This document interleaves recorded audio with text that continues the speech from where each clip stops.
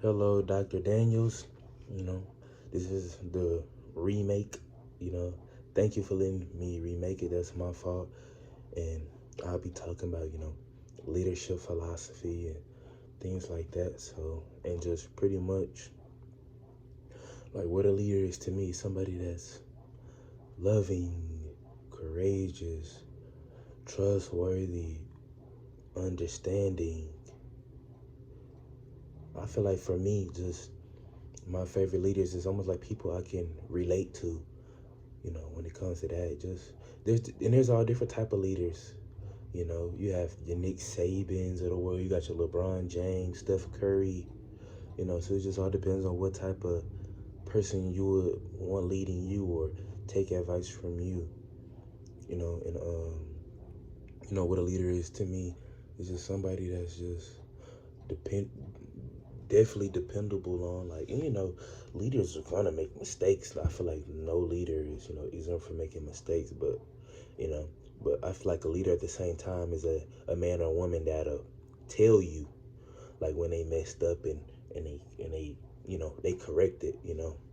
It's one thing, mess up and just keep doing it, but like, you point out what you messed up and you correct it. Like, that's real. I respect that, and many other people respect that, because nobody's perfect. And just, with leadership, just it's just so key. It's a lot of different many key components with leadership. And like, I look at some of the coaches I've had in my life as leaders. Some of the men that's been in my life. My O-line coach here. You know what I'm saying? Coach Gersh, even the head coach here. I'm not just saying this because he's my coach, but like, he's a true leader. And he really has expectations. And I can say he's a leader because he holds us to a high standard. And he holds himself to a high standard. He's not probably the perfect guy, but like, you don't see Coach Gersh, doing anything out the ordinary. He ain't doing nothing he ain't got no business doing. You know what I'm saying? Like he, what I'm saying. Even Coach Clark, like, they're very neat. They detailed, like, they true men. And like, they're up to their word. Like, they hold their, what I'm saying. Like, they hold their word. In everything they do. And just really just seeing us, you know, just become better men, and they're helping us become better men. I'm not just saying this to say this, but just like, with their leadership, you know, them trusting us, giving us opportunities. They just showing us, and just like with all that, with their leadership, is really making us better men at the end of the day. You know, especially that's just one type of leader. And with Coach Gersh, he's not really the yell type of guy. He gonna tell you what you need to do. He gonna point it out. He gonna work. Every coach had their days where they're yelling, but he's on game day. He's definitely gonna yell, but he's just one of those leaders. Like, he gonna tell you what to do, what you need to do, and where you need to be. And then it's like, if you have any questions, he's the type of guy, like, you can talk to him on a personal level if you need to, if you don't want to say anything around anybody. You know what I'm saying? Like, that's just the type of guy he is, and I respect it. You know, his leadership. But my favorite type of leaders has just always been guys like, I can truly say, like, LeBron James. Like, that's probably my favorite type of leader. You know, and I just love how, like, some people don't like it, but in the NBA, like, he got his fingerprints everywhere. On the court, coaching the young guys up. The young guys around him, showing love to the younger guys that's first coming into the league, telling them, like, what to do. He building he built schools. He helped pay for kids, education. He talk about politics.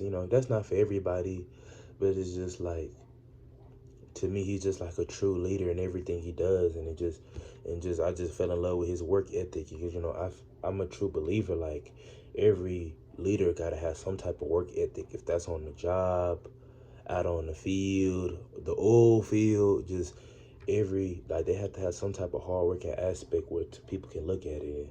Every every he conquers every obstacle, like, growing up, homeless as a child, to make it into the NBA and stand on top of his game for 20 years in the NBA, not taking a step back, only going forward, and just being the best at what he does, you know.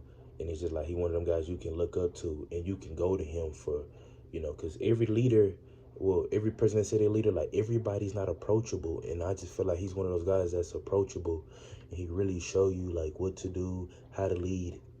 And like another key thing for me, like just I love leaders that move in silence, and that's how I am. So I'm not gonna say like I'm the biggest leader and stuff like that. I'm more silent. Like I'm not a follower. Like I really like if there's something I don't like or like something is being said that's wrong or just like I'll talk to that person or say something. Like I make my voice heard when it needs to be heard, but if not, I'm not really saying nothing. I'm like, hooping and hollering, about stuff that don't need to be hollered about. That's just not me. You know, I'm just chilling, smiling, having a good time. That's more me personally, who I am. So that's why I kind of like love the LeBron James, the Kawhi Leonards of the world. You don't hear them really talking, crazy. You just see them working. They just work. They work. They work. They work. They let their game speak for themselves, and that's how I want to be. I want to let my game speak for itself, not what I say or, what I do. But I just know, with my leadership, and with my leadership philosophy, one day I want to open up like a youth organization one day, and then things like that. And I'm also thinking about going into the teaching world, because there's a billion coaches out there, and I'll still maybe coach one day, but I just feel like the kids that's not good at sports, like they need somebody where I'm from, because everybody can't pick up a football and basketball and be successful. It's not the truth.